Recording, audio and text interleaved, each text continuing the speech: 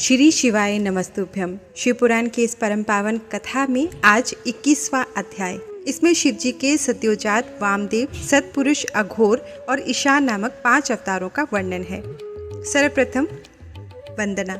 वंदे महानंदम अनंतलीलम महेश्वरम सर्वविभुम महांतम गौरी प्रियम कार्तिक विघ्नराज समुद्भवम शंक्रमादि देवम। अर्थात जो परमानंद में है, जिनकी लीलाएं अनंत हैं, जो ईश्वरों के भी ईश्वर, सर्वव्यापक, महान, गौरी के प्रियतम तथा स्वामी कार्तिक और विघ्नराज गणेश को उत्पन्न करने वाले हैं, उन आदिदेव शंकर की मैं वंदना करता हूँ या करती हूँ। शौनक जी ने कहा, महाभाग सूत जी, आप तो पुराणकर्ता व्यास जी के शिष्य तथा ज्ञान और दया के निधि हैं। अतः अब आप शंभु के उन अवतारों का वर्णन कीजिए जिनके द्वारा उन्होंने सत्पुरुषों का कल्याण किया है। सूत जी बोले, शौनक जी, आप तो मननशील व्यक्ति हैं, अतः मैं आपसे शिव जी के उन अवतारों का वर्णन करता हूँ। आप अपने इंद्रियों को वश में करके सद्भक्ति पूर्वक मन लगाकर श्रवण कीजिए। मुने, पूर्व काल में सनत कुमार जी ने नंदीश्वर से जो सत्पुरुषों की गति तथा शिव स्वरूप ही हैं यही प्रश्न किया था। उस समय नंदीश्वर ने शिव जी का स्मरण करते हुए उन्हें यों उत्तर दिया था। नंदीश्वर ने कहा, मुने, यों तो सर्वव्यापी सर्वेश्वर शिव के कल्प कल्पांतरों में असंख्य अवतार हुए हैं, तथापि इस समय मैं अपनी बुद्धि के अनुसार उनमें से कुछ का वर्णन करता हूँ। 19वां कल्प जो श्वेत लोहित नाम से विख्यात है, उसमें शिव जी का सद्योजात नामक अवतार हुआ था। वह उनका प्रथम अवतार कहलाता है। उस कल्प में जब ब्रह्मा परब्रह्म का ध्यान कर रहे थे, उसी समय एक श्वेत और लोहित वर्ण वाला शिखाधारी कुमार उत्पन्न हुआ। उसे देखकर ब्रह्मा ने मन ही मन विचार किया। जब उन्हें यह ज्ञात हुआ कि यह पुरुष ब्रह्मरूपी परमेश्वर है, तब उन्होंने अंजलि बांधकर उनकी वंदना की। फिर जब भुवनेश्वर ब्रह्मा को पता लग गया कि यह सद्योजात कुमार शिव ही हैं, तब उन्हें महान हर्ष हुआ।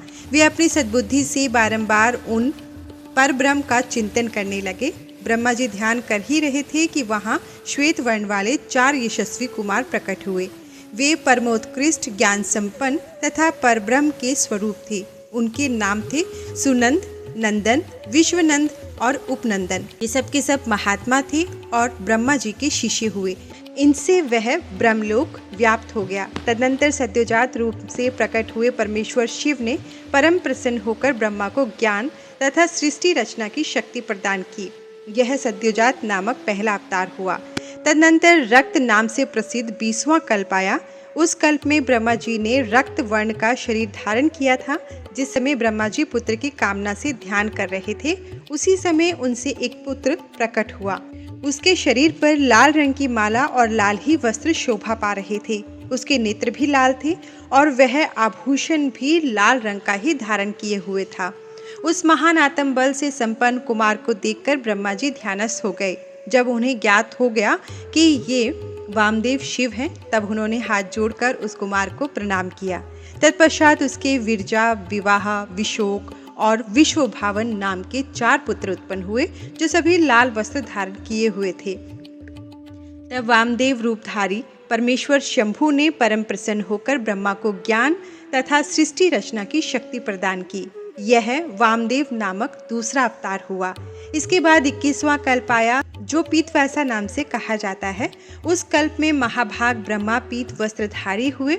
जब वे पुत्र की कामना से ध्यान कर रहे थे, उस समय उनसे एक महातेजस्वी कुमार उत्पन्न हुआ। उस प्रौढ़ कुमार की भुजाएं विशाल थी और उसके शरीर पर पीतांबर झलमला रहा था। उस ध्यान मगन बालक को देखकर ब्रह्मा जी ने अपनी बुद्धि के बल से उसे तत्पुरुष शिव समझा। तब उन्होंने ध्यान युक्त चित्त से संपूर्ण लोकों द्वारा नमस्कृत महादेवी शंकरी गायत्री तत्पुरुषाय विद्महे महादेवाय धीमहि का जप करके उन्हें नमस्कार किया। इससे महादेव जी प्रसन्न हो गए। तत्पश्चात उनके पार्श्व भाग से पीत वस्त्रधारी दिव्य कुमार प्रकट हुए। वे सबके सब योग मार्ग के प्रवर्तक हुए। यह तत्पुरुष नामक तीसरा अवतार हुआ। तत्पश्चात स्वयंभू ब्रह्मा के उस पीत वर्ण नामक कल्प के बीच जाने पर पुनः दूसरा कल्प प्रवृत्त हुआ। उसका नाम शिव था। जब एकार्णव की दशा में 1 सहस्त्र दिव्य वर्ष व्यतीत हो गए, तब ब्रह्मा जी प्रजाओं की सृष्टि करने की इच्छा से दुखी हो विचार करने लगे। उस समय उन महातेजस्वी ब्रह्मा के समक्ष एक कुमार उत्पन्न हुआ। उस महापराक्रमी बालक के शरीर का रंग काला था। वह अपने तेज से उद्दीप्त हो रहा था तथा काला वस्त्र, काली पगड़ी और काला यज्ञोपवीत धारण किए हुए था। उसका मुकुट भी काला था और स्नान के पश्चात अनुलेपन चंदन भी काले रंग का ही था। उन भयंकर पराक्रमी महामनस्वी देव देवीश्वर अलौकिक कृष्ण पिंगल वर्ण वाले अघोर को देखकर ब्रह्मा जी ने उनकी वंदना की। तत्पश्चात ब्रह्मा जी उन भक्त वत्सल अविनाशी अघोर को ब्रह्म रूप समझकर इष्ट वचनों द्वारा उनकी स्तुति करने लगे। तब उनके पाशर भाग से कृष्ण वर्ण वाले तथा काले रंग का अनुलेपन धारण किए हुए 4 महामनस्वी कुमार उत्पन्न हुए। वे सबके सब परम तेजस्वी, अव्यक्त नामा तथा शिव सरीखे रूप वाले थे। उनके नाम थे कृष्ण, कृष्णशिख, कृष्णास्य और कृष्ण कंठधृक। इस प्रकार उत्पन्न होकर इन महात्माओं ने ब्रह्मा जी की सृष्टि रचना के निमित्त महान अद्भुत घोर नामक योग का प्रचार किया। यह अघोर नामक चौथा अवतार हुआ। मुनीश्वरों, तदनंतर ब्रह्मा का दूसरा कल्प प्रारंभ हुआ। वह परम अद्भुत था और विश्व रूप नाम से विख्यात था। उस कल्प में जब ब्रह्मा जी पुत्र की कामना से मन ही मन शिव जी का ध्यान कर रहे थे, उसी समय महान सिंहनाद करने वाली विश्वरूपा सरस्वती प्रकट हुई तथा उसी प्रकार परमेश्वर भगवान ईशान प्रादुर्भूत हुए, जिनका वर्ण शुद्ध स्फटिक के समान उज्जवल था और जो समस्त आभूषणों से विभूषित थे। उन अजन्मा, सर्वव्यापी, सर्वांतर्यामी, सब कुछ प्रदान करने वाले, सर्वस्वरूप, सुंदर रूप वाले तथा अरूप ईशान को देखकर ब्रह्मा जी ने उन्हें प्रणाम किया। तब शक्ति सहित विभु ईशान ने भी ब्रह्मा को सन्मार्ग का उपदेश देकर 4 सुंदर बालकों की कल्पना की। उन उत्पन्न हुए शिशुओं का नाम था जटि, मुंडी, शिखंडी और अर्धमुंड। वे योगानुसार सद्धर्म का पालन करके योग गति को प्राप्त हो गए।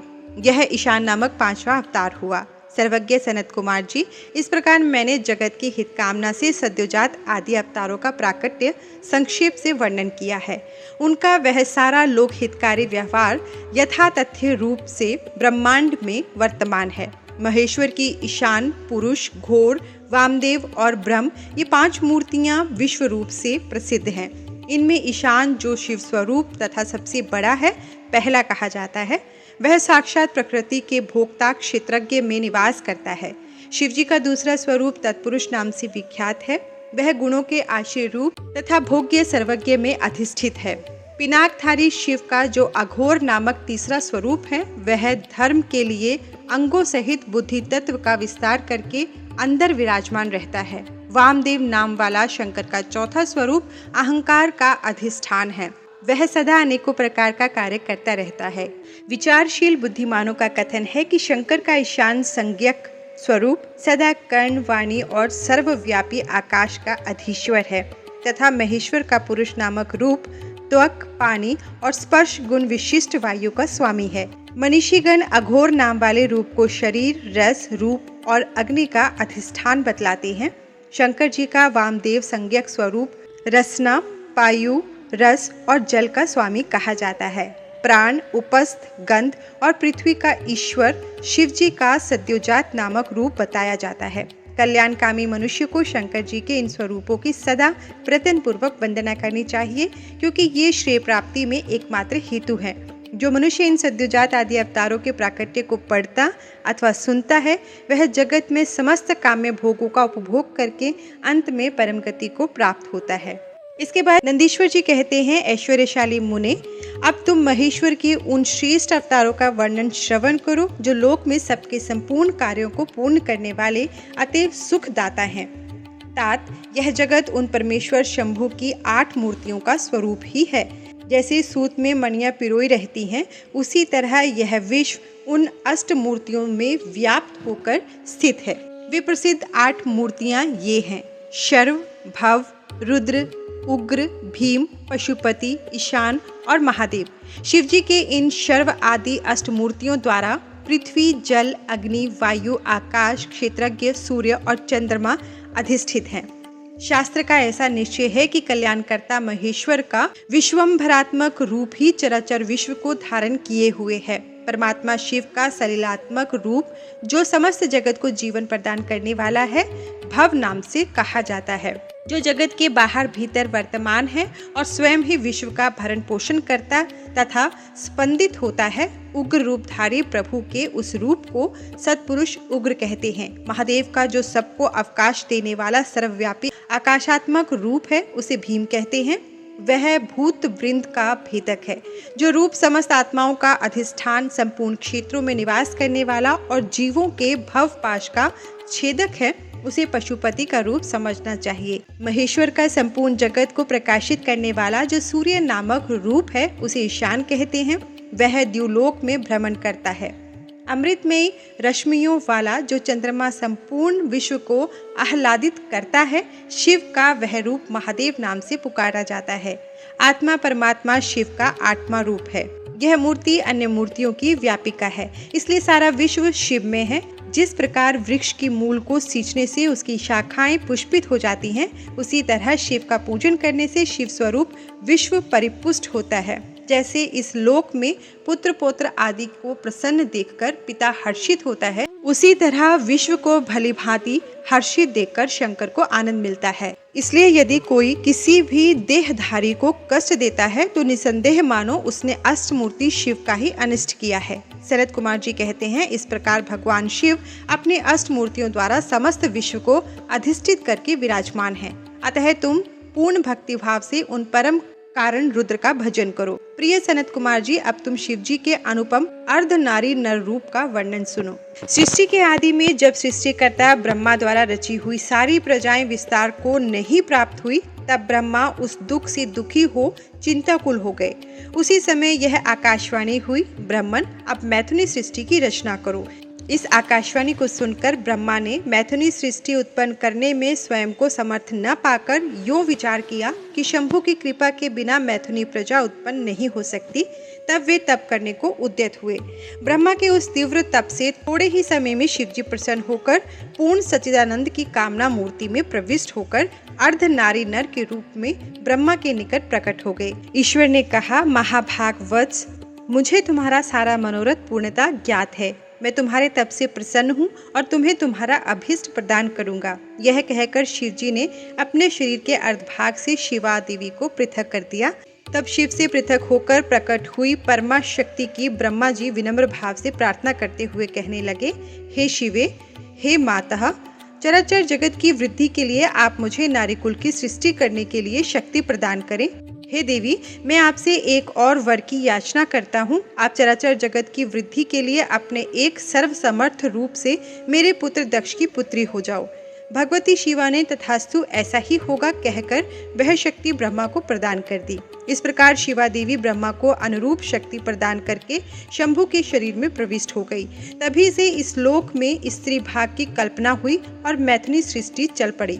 इससे ब्रह्मा को महान आनंद प्राप्त हुआ। तात, इस प्रकार मैंने तुमसे शिवजी के महान अनुपम अर्ध नारी नरार्ध रूप का वर्णन कर दिया। यह सत्पुरुषों के लिए मंगलदायक है। अब तक के अध्यायों में शिवजी के 42 अवतारों का वर्णन किया गया है। अब नंदीश्वर अवतार का वर्णन किया जाता है। सनत कुमार जी ने पूछा, प्रभु, आप महादेव के अंश से उत्पन्न होकर पीछे शिव को कैसे प्राप्त हुए थे? वह सारा वृत्तांत मैं सुनना चाहता हूँ, उसे वर्णन करने की कृपा करें। नंदीश्वर बोले, सर्वज्ञ सनत कुमार जी, मैं जिस प्रकार महादेव के अंश से जन्म लेकर शिव को प्राप्त हुआ उस प्रसंग का वर्णन करता हूँ, तुम सावधानी पूर्वक श्रवण करो। शिलाद नामक एक धर्मात्मा मुनि थे। पितरों ने महर्षि शिलाद से संतान उत्पन्न करने का निवेदन किया। तब शिलाद ने उनका उद्धार करने की इच्छा से पुत्र उत्पत्ति करने का विचार किया तथा इस निमित्त इंद्र को उद्देश्य करके बहुत समय तक अधिक कठोर तप किया। इंद्र के प्रसन्न होने पर शिलाद ने अयोनिज, अमर और उत्तम व्रत वाले पुत्र की कामना की। इंद्र ने अपनी असमर्थता व्यक्त करते हुए देवादिदेव महादेव रुद्र को प्रसन्न करने की प्रेरणा प्रदान की। तब शिलाद भगवान महादेव को प्रसन्न करने के लिए तप करने लगे। शिव के प्रसन्न होने पर शिलाद ने उनसे कहा, प्रभु, मैं आपके ही समान मृत्युहीन अयोनिज पुत्र चाहता हूँ। त्रिनेत्र भगवान शिव प्रसन्नचित होकर बोले, हे विप्र, मैं नंदी नाम से आपके अयोनिज पुत्र के रूप में अवतरित होऊंगा और आप मुझ तीनों लोकों के पिता के भी पिता बन जाएंगे। हे सनत कुमार, कुछ समय बाद मेरे पिता शिलाद मुनि यज्ञ करने के लिए यज्ञ स्थल का कर्षण करने लगे। उसी समय यज्ञ आरंभ से पूर्व ही शिव जी की आज्ञा से प्रलयाग्नि के सदृश देदीप्यमान होकर मैं उनके पुत्र के रूप में प्रकट हुआ। उस समय वहां पर बहुत बड़ा उत्सव हुआ। सभी देवगण हर्षित होकर मेरे और मुझे उत्पन्न करने वाले शिवलिंग का पूजन करके उसकी स्तुति करने लगे। शिलाद बोले, हे सुरेश्वर, आपने मुझे आनंदित किया है, अतः आपका नाम नंदी होगा और इसलिए आनंद स्वरूप आप प्रभु जगदीश्वर को मैं प्रणाम करता हूँ। नंदीश्वर बोले, इतना कहकर मुझे साथ लेकर वे पर्णकुटी में चले गए। हे महामुने, जब मैं महर्षि शिलाद की कुटी में गया तो मैंने अपने उस शरीर को त्याग कर मनुष्य रूप धारण कर लिया। पुत्र वत्सल शिलाद ने मेरा समस्त जात कर्म आदि संस्कार संपन्न किया। उन्होंने वेदों तथा समस्त शास्त्रों का भी अध्ययन संपन्न कराया। 7वें वर्ष के पूर्ण होने पर मित्र और वरुण नाम वाले 2 मुनि आश्रम पर पधारे। उन्होंने कहा, हे तात, आपके पुत्र संपूर्ण शास्त्रों में पारंगत हैं, किंतु दुख की बात यह है कि ये अल्पायु है। अब इस वर्ष से अधिक इसकी आयु नहीं है। यह सुनकर शिलाद दुख से व्याकुल होकर अत्यधिक विलाप करने लगे। तब मैंने कहा, हे पिताजी, देवता, दानव, यमराज, काल अथवा अन्य कोई भी प्राणी मुझे नहीं मार सकता, आप दुखी न हो। पिता के पूछने पर नंदीश्वर बोले, मैं न तो तप से और न विद्या से ही मृत्यु को रोक सकूंगा। मैं तो केवल महादेव के भजन से मृत्यु को जीतूंगा। इसके अतिरिक्त अन्य कोई उपाय नहीं है। नंदीश्वर कहते हैं, इसके अनंतर मैं वन में जाकर धीरतापूर्वक कठोर तप करते हुए रुद्र मंत्र का जप करने लगा। मेरी तपस्या से संतुष्ट होकर भगवान शंकर ने मुझसे कहा, शिलाद नंदन, तुमने बड़ा उत्तम तप किया है। तुम्हारी इस तपस्या से संतुष्ट होकर मैं तुम्हें वर देने के लिए आया हूँ।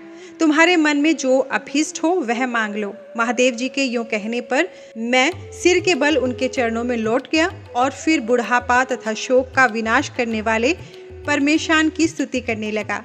तब परम कष्टहारी वृषभध्वज परमेश्वर शंभु ने मुझ परम भक्ति संपन्न नंदी को, जिसके नेत्रों में आंसू छलक आए थे और जो सिर के बल चरणों में पड़ा था, अपने दोनों हाथों से पकड़कर उठा लिया और शरीर पर हाथ फेरने लगे। फिर वे जगदीश्वर गणाध्यक्षों तथा हिमाचल कुमारी पार्वती देवी की ओर दृष्टिपात करके मुझे कृपा दृष्टि से देखते हुए यों कहने लगे, वत्स नंदी, उन दोनों विप्रों को तो मैंने ही भेजा था। महाप्राज्ञ, तुम्हें मृत्यु का भय कहाँ? तुम तो मेरे ही समान हो, इसमें तनिक भी संशय नहीं है। तुम अमर, अजर, दुख रहित, अव्यय और अक्षय होकर सदा गणनायक बने रहोगे तथा पिता और सुहृद वर्ग सहित मेरे प्रियजन होगे। तुम में मेरे ही समान बल होगा। तुम नित्य मेरे पाशर भाग में स्थित रहोगे और तुम पर निरंतर मेरा प्रेम बना रहेगा। मेरी कृपा से जन्म, जरा और मृत्यु तुम पर अपना प्रभाव नहीं डाल सकेंगे। नंदीश्वर जी कहते हैं, मुने, यो कहकर कृपा सागर शंभु ने कमलों की बनी हुई अपनी शिरोमाला को उतारकर तुरंत ही मेरे गले में डाल दिया। विप्रवर, उस शंभु माला के गले में पड़ते ही मैं 3 नेत्रों और 10 भुजाओं से संपन्न हो गया तथा दिव्य शंकर सा प्रतीत होने लगा। तदनंतर परमेश्वर शिव ने मेरा हाथ पकड़कर पूछा, बताओ अब तुम्हें कौन सा उत्तम वर दूं? फिर उन वृषध्वज ने अपनी जटा में स्थित हार के समान निर्मल जल को हाथ में ले तुम नदी हो जाओ यो कहकर उसे छोड़ दिया। तब वह जल उत्तम ढंग से बहने वाली स्वच्छ जल से परिपूर्ण महान वेगशालिनी दिव्य रूपा 5 सुंदर नदियों के रूप में परिवर्तित हो गया। उनके नाम हैं जटोदका, त्रिस्त्रोता, वृषध्वनि, स्वर्णोदका और जम्बू नदी। मुने, यह 5 नद शिव के पृष्ठभाग की भांति परम शुभ है। महेश्वर के निकट इसका नाम लेने से यह परम पावन हो जाता है। जो मनुष्य 5 नद पर जाकर स्नान और जप करके परमेश्वर शिव का पूजन करता है वह शिव सायुज्य को प्राप्त होता है, इसमें संशय नहीं है। तत्पश्चात शंभु ने उमा से कहा, अव्यय, मैं नंदी का अभिषेक करके इसे गणाध्यक्ष बनाना चाहता हूँ। इस विषय में तुम्हारी क्या राय है? तब उमा देवी बोली, देवेश, आप नंदी को गणाध्यक्ष पद प्रदान कर सकते हैं, क्योंकि परमेश्वर यह शिलानंदन मेरे लिए पुत्र सरीखा है, इसलिए नाथ यह मुझे बहुत ही प्यारा है। तदनंतर भक्तवत्सल भगवान शंकर ने अपने अतुल बलशाली गणों को बुलाकर उनसे कहा, गणनायकों, तुम सब लोग मेरी एक आज्ञा का पालन करो। यह मेरा प्रिय पुत्र नंदीश्वर सभी गणनायकों का अध्यक्ष और गणों का नेता है, इसलिए तुम सब लोग मिलकर इसका मेरे गणों के अधिपति पद पर प्रेम पूर्वक अभिषेक करो। आज से यह नंदीश्वर तुम लोगों का स्वामी होगा। इसके बाद नंदीश्वर जी कहते हैं, मुने, शंकर जी के इस कथन पर सभी गणनायकों ने एवमस्तु कहकर उसे स्वीकार किया। वे सामग्री जुटाने में लग गए। फिर सब देवताओं और मुनियों ने मिलकर मेरा अभिषेक किया। तदनंतर मरुतों की मनोहारिणी दिव्य कन्या सुयशा से मेरा विवाह करा दिया गया। उस समय मुझे बहुत सी दिव्य वस्तुएं मिली। महामुने, इस प्रकार विवाह करके मैंने अपनी उस पत्नी के साथ शंभु, शिवा, ब्रह्मा और श्री हरि के चरणों में प्रणाम किया। तब त्रिलोकेश्वर भक्तवत्सल भगवान शिव पत्नी सहित मुझसे परम प्रेम पूर्वक बोले, सतपुत्र, यह तुम्हारी प्रिया सुयशा और तुम मेरी बात सुनो। तुम मुझे परम प्रिय हो, अतः मैं स्नेह पूर्वक तुम्हें मनोवांछित वर प्रदान करूंगा। गणेश्वर, नंदीश, देवी पार्वती सहित मैं तुम पर सदा संतुष्ट हूँ। इसलिए वत्स, तुम मेरा उत्तम वचन श्रवण करो। तुम मेरे अटूट प्रेमी, विशिष्ट, परम ऐश्वर्य संपन्न, महायोगी, महान धनुर्धारी, अजय, सबको जीतने वाले, महाबली तथा सदा पूज्य होगे। जहाँ मैं रहूँगा वहाँ तुम्हारी स्थिति होगी और जहाँ तुम रहोगे वहाँ मैं उपस्थित रहूँगा। यही दशा तुम्हारे पिता और पितामह की भी होगी। पुत्र, तुम्हारे ये महाबली पिता परम ऐश्वर्यशाली, मेरे भक्त और गणाध्यक्ष होंगे। वत्स, यही नियम तुम्हारे पितामह पर भी लागू होंगे। अंत में तुम सब लोग मुझसे वरदान प्राप्त करके मेरा सानिध्य प्राप्त करोगे। नंदीश्वर कहते हैं, मुने, तत्पश्चात महाभागा उमा देवी वर देने के लिए उत्सुक हो मुझ नंदी से बोली, पुत्र, तू मुझसे भी वर मांग ले, मैं तेरी सारी अभीष्ट मनोकामनाओं को पूर्ण कर दूंगी।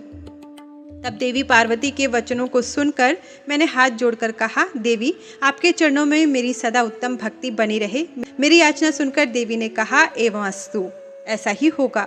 फिर शिवा नंदी की प्रियतमा पत्नी सुयशा से बोली, वत्से, तुम भी अपना अभीष्ट वर ग्रहण करो। तुम्हारे 3 नेत्र होंगे, तुम जन्म बंधन से छूट जाओगी और पुत्र पोत्रों से संपन्न रहोगी तथा तुम्हारी मुझ में और अपने स्वामी में अटल भक्ति बनी रहेगी।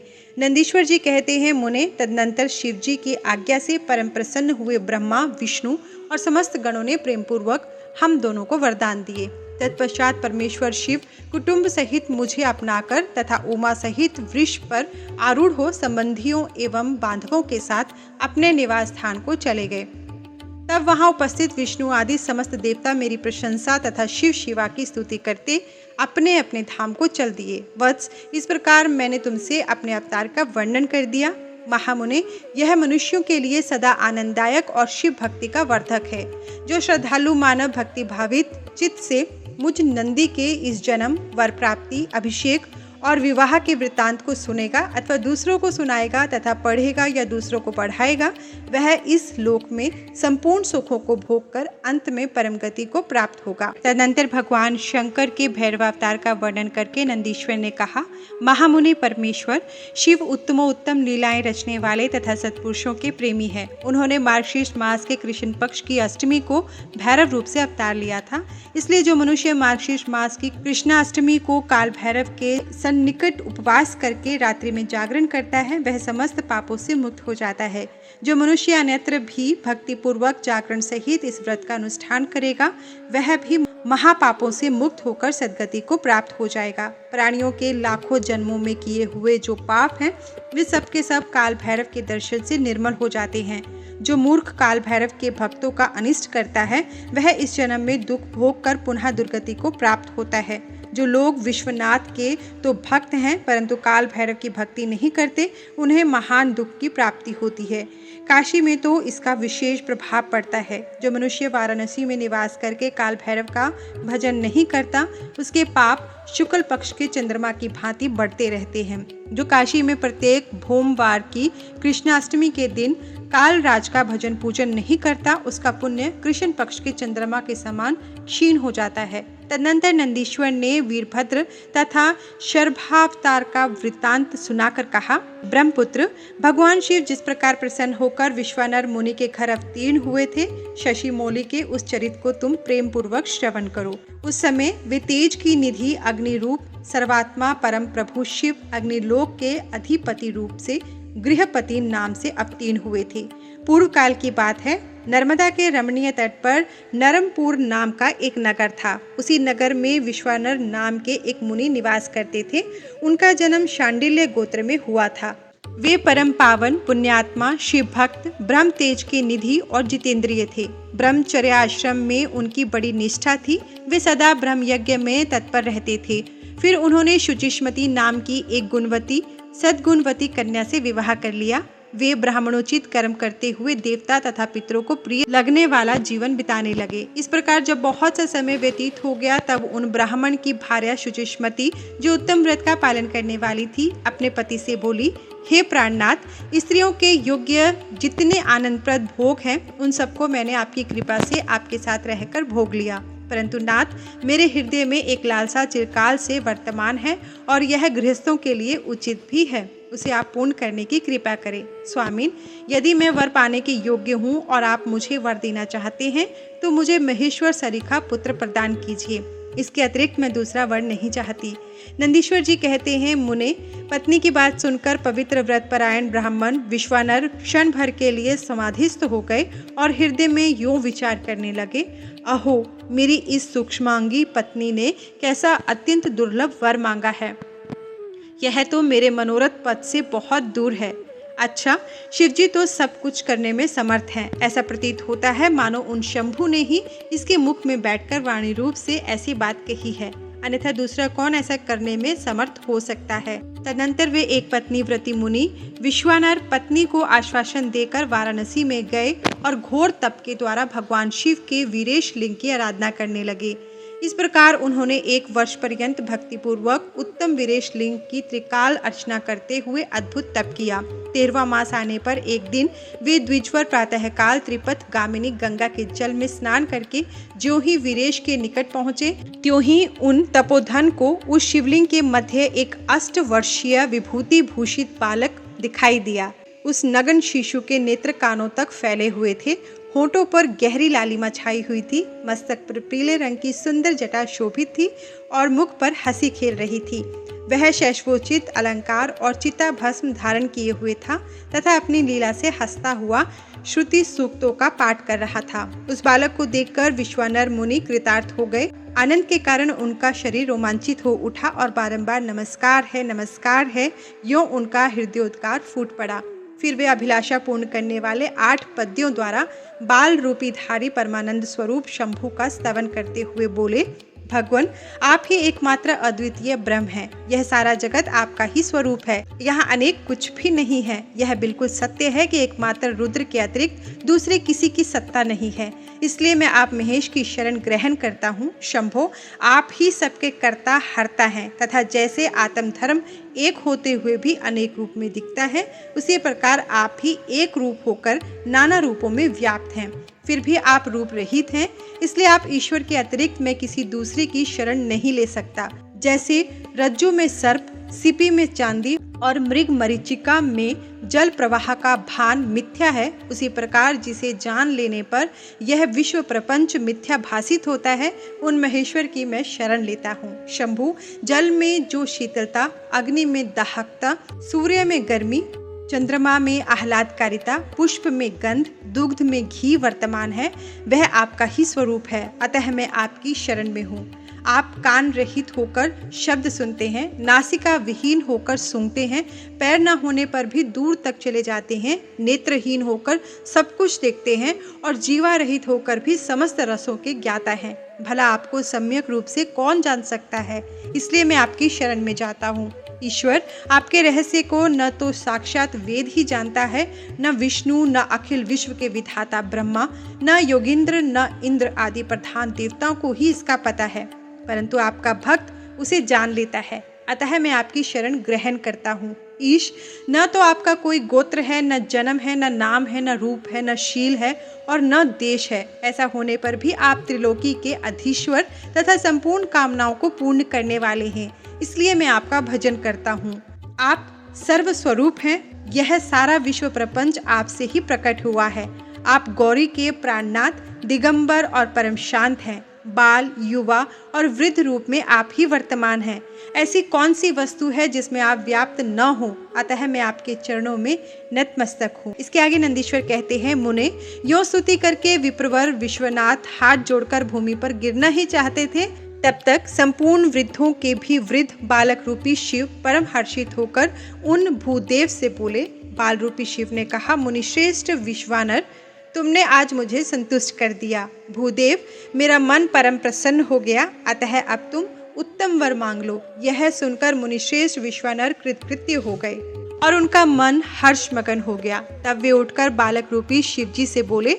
विश्वानर ने कहा, प्रभाशाली महेश्वर, आप तो सर्वांतरयामी हैं, ऐश्वर्य संपन्न, सर्व और भक्तों को सब कुछ दे डालने वाले हैं। भला आप सर्वज्ञ से कौन सी बात छिपी है? फिर भी आप मुझे दीनता प्रकट करने वाली यांचा के प्रति आकृष्ट होने के लिए क्यों कह रहे हैं? महेशान, ऐसा जानकर आपकी जैसी इच्छा हो वैसा कीजिए।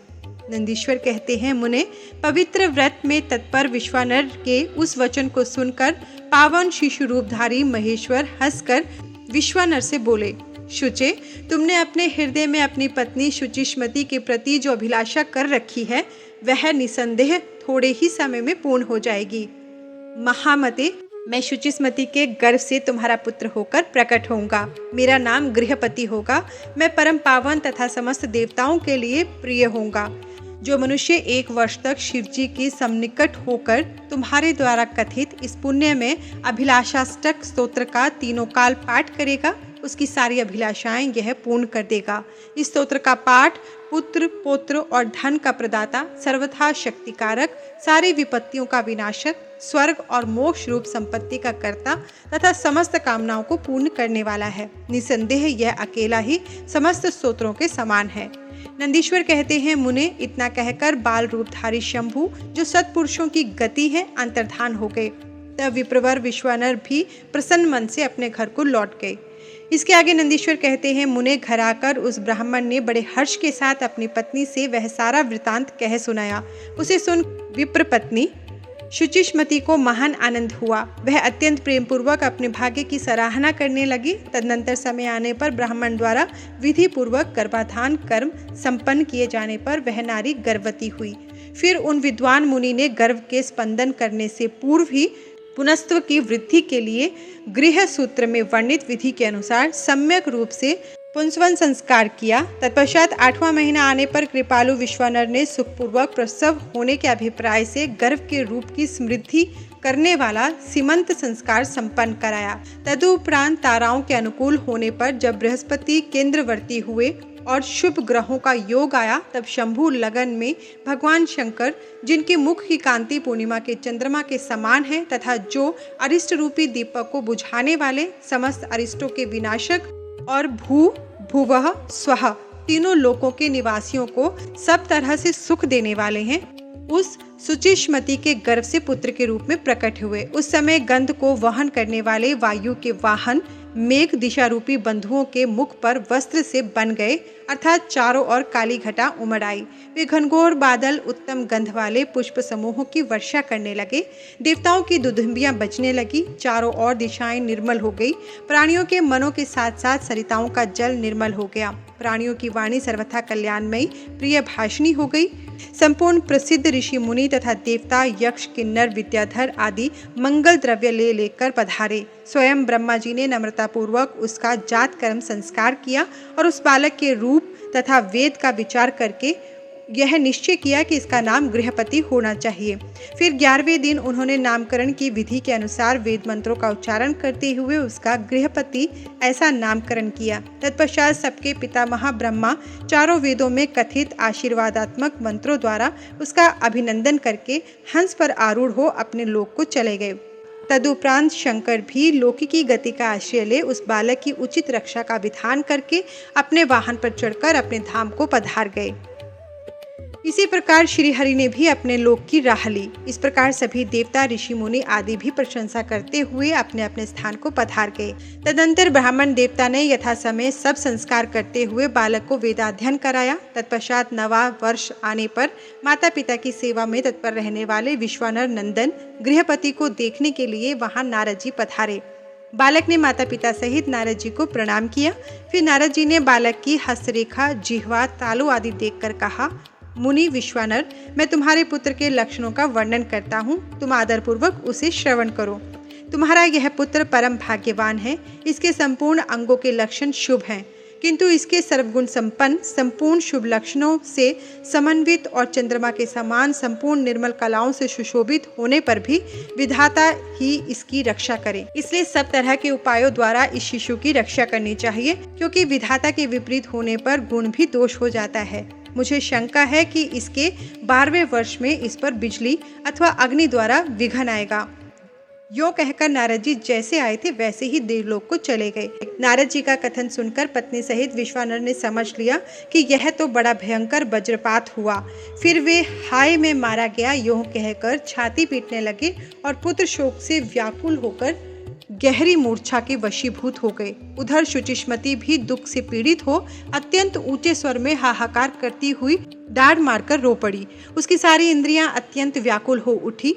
तब पत्नी के आर्तनाद को सुनकर विश्वानर भी मूर्छा त्याग कर उठ बैठे और यह क्या है, क्या हुआ, यूं उच्च स्वर में बोलते हुए कहने लगे। गृहपति, जो मेरा बाहर विचरने वाला प्राण, मेरी सारे इंद्रियों का स्वामी, मेरी अंतरात्मा में निवास करने वाला है, कहाँ है? तब माता पिता को इस प्रकार अत्यंत शोकग्रस्त देखकर शंकर के अंश से उत्पन्न हुआ वह बालक गृहपति मुस्कुरा कर बोला, माताजी तथा पिताजी, बताइए इस समय आप लोगों के रोने का क्या कारण है? किस लिए आप लोग फूट फूट कर रो रहे हैं? कहाँ से ऐसा भय आप लोगों को प्राप्त हुआ है? यदि मैं आपकी चरण रेणुओं से अपने शरीर की रक्षा कर लूं तो मुझ पर काल भी अपना प्रभाव नहीं डाल सकता। फिर इस तुच्छ, चंचल एवं अल्प बल वाली मृत्यु की तो बात ही क्या है? माता और पिताजी, अब आप लोग मेरी प्रतिज्ञा सुनिए। यदि मैं आप लोगों का पुत्र हूँ तो ऐसा प्रयत्न करूँगा जिससे मृत्यु भी भयभीत हो जाए। मैं सत्पुरुषों को सब कुछ दे डालने वाले सर्वज्ञ मृत्युंजय की भली भांति आराधना करके महाकाल को भी जीत लूँगा। यह मैं आप लोगों से बिल्कुल सत्य कह रहा हूँ। इसके बाद नंदीश्वर जी कहते हैं, मुने, तब वे द्विज दंपत्ति जो शोक से संतप्त हो रहे थे, गृहपति के ऐसे वचन जो अकाल में हुई अमृत की घनघोर वृष्टि के समान थे, सुनकर संताप रहित हो कहने लगे, पुत्र, तू उन शिव की शरण में जा जो ब्रह्मा आदि के भी कर्ता, मेघवाहन और अपनी महिमा से कभी च्युत न होने वाले विश्व की रक्षामणि है। नंदीश्वर कहते हैं, मुने, माता पिता की आज्ञा पाकर गृहपति ने उनके चरणों में प्रणाम किया। फिर उनकी प्रदक्षिणा करके उन्हें बहुत तरह से आश्वासन दे वे वहां से चल पड़े और उस काशीपुरी में जा पहुंचे जो ब्रह्मा और नारायण आदि देवों के लिए भी दुष्प्राप्य महाप्रलय के संताप का विनाश करने वाली और विश्वनाथ द्वारा सुरक्षित थी, तथा जो कंठ प्रदेश में हार की तरह पड़ी हुई गंगा से सुशोभित तथा विचित्र गुणशालिनी हर पत्नी गिरिजा से विभूषित थी। वहां पहुंचकर वे विप्रवर पहले मणिकर्णिका पर गए। वहां उन्होंने विधि पूर्वक स्नान करके भगवान विश्वनाथ का दर्शन किया। फिर बुद्धिमान गृहपति ने परमानंद मगन हो त्रिलोकी के प्राणियों की प्राण रक्षा करने वाले शिव को प्रणाम किया। उस समय उनकी अंजलि बंधी हुई थी और सिर झुका हुआ था। वे बारंबार उस शिवलिंग की ओर देखकर हृदय में हर्षित हो रहे थे और यह सोच रहे थे कि यह लिंग निसंदेह स्पष्ट रूप से आनंद कंद ही है। वे कहने लगे, अहो, आज मुझे जो सर्वव्यापी श्रीमान विश्वनाथ का दर्शन प्राप्त हुआ है, इसलिए इस चराचर त्रिलोकी में मुझसे बढ़कर धन्यवाद का पात्र दूसरा कोई नहीं है। जान पड़ता है मेरा भाग्योदय होने से ही उन दिनों में महर्षि नारद ने आकर वैसी बात कही थी जिसके कारण आज मैं कृतकृत्य हो रहा हूँ। नंदीश्वर जी कहते हैं, मुने, इस प्रकार आनंदामृत रूपी रसों द्वारा पारण करके गृहपति ने शुभ दिनों में सर्वहितकारी शिवलिंग की स्थापना की और पवित्र गंगा जल से भरे हुए 108 कलशों द्वारा शिव जी को स्नान कराकर ऐसे घोर नियमों को स्वीकार किया जो अकृतात्मा पुरुषों के लिए दुष्कर थे। नारद जी इस प्रकार एकमात्र शिव में मन लगाकर तपस्या करते हुए उस महात्मा गृहपति की आयु का 1 वर्ष व्यतीत हो गया। तब जन्म से 12वां वर्ष आने पर नारद जी के कहे अनुसार उस वचन को सत्य सा करते हुए वज्रधारी इंद्र उनके निकट पधारे और बोले, विप्रवर, मैं इंद्र हूँ और तुम्हारे शुभ व्रत से प्रसन्न होकर आया हूँ। अब तुम वर मांगो, मैं तुम्हारी मनोवांछा पूर्ण कर दूंगा। तब गृहपति ने कहा, मघवन, मैं जानता हूँ कि आप वज्रधारी इंद्र हैं, परंतु मैं आपसे वर याचना करना नहीं चाहता। मेरे वरदायक तो शंकर जी ही होंगे। इंद्र बोले, शिशो, शंकर मुझसे भिन्न थोड़ी ही हैं। अरे, मैं देवराज हूँ, अतः तुम अपनी मूर्खता का परित्याग करके वर मांग लो, देर मत करो। गृहपति ने कहा, पापनाशन, आप अहल्या का सतीत्व नष्ट करने वाले दुराचारी पर्वत शत्रु ही है ना? आप जाइए, क्योंकि मैं पशुपति के अतिरिक्त किसी अन्य देव के सामने स्पष्ट रूप से प्रार्थना करना नहीं चाहता। नंदीश्वर जी कहते हैं, मुने, गृहपति के उस वचन को सुनकर इंद्र के नेत्र क्रोध से लाल हो गए। वे अपने भयंकर वज्र को उठाकर उस बालक को डराने धमकाने लगे। तब बिजली की ज्वाला से व्याप्त उस वज्र को देखकर बालक गृहपति को नारद जी के वाक्य स्मरण हो आए। फिर तो वे भय से व्याकुल होकर मूर्छित हो गए। तदनंतर अज्ञान अंधकार को दूर भगाने वाले गौरीपति शंभु वहां प्रकट हो गए और अपने हस्त स्पर्श से उसे जीवन दान देते हुए बोले, वत्स उठो, तेरा कल्याण हो। तब रात्रि के समय मुंदे हुए कमल की तरह उसके नेत्र कमल खुल गए और उसने उठकर अपने सामने सैकड़ों सूर्यों से भी अधिक प्रकाशमान शंभु को उपस्थित देखा। उनके ललाट में तीसरा नेत्र चमक रहा था, गले में नीला चिन्ह था, ध्वजा पर वृषभ का स्वरूप दिख रहा था, वामांग में गिरिजा देवी विराजमान थी, मस्तक पर चंद्रमा सुशोभित था, बड़ी बड़ी जटाओं से उनकी अद्भुत शोभा हो रही थी। वे अपने आयुध त्रिशूल और आजगव धनुष धारण किए हुए थे। कपूर के समान गौरवर्ण का शरीर अपनी प्रभा बिखेर रहा था। वे गज चर्म लपेटे हुए थे।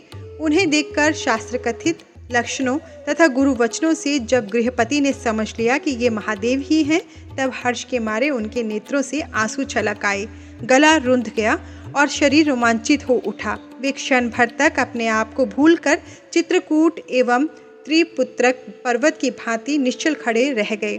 जब वे स्तवन करने, नमस्कार करने अथवा कुछ भी करने में समर्थ न हो सके, तब शिवजी मुस्कुराकर बोले, गृहपते, जान पड़ता है तुम वज्रधारी इंद्र से डर गए हो। वत्स, तुम भयभीत मत हो, क्योंकि मेरे भक्त पर इंद्र और वज्र की कौन कहे, यमराज भी अपना प्रभाव नहीं डाल सकते। ये तो मैंने तुम्हारी परीक्षा ली है, मैंने ही तुम्हें इंद्र रूप धारण करके डराया है।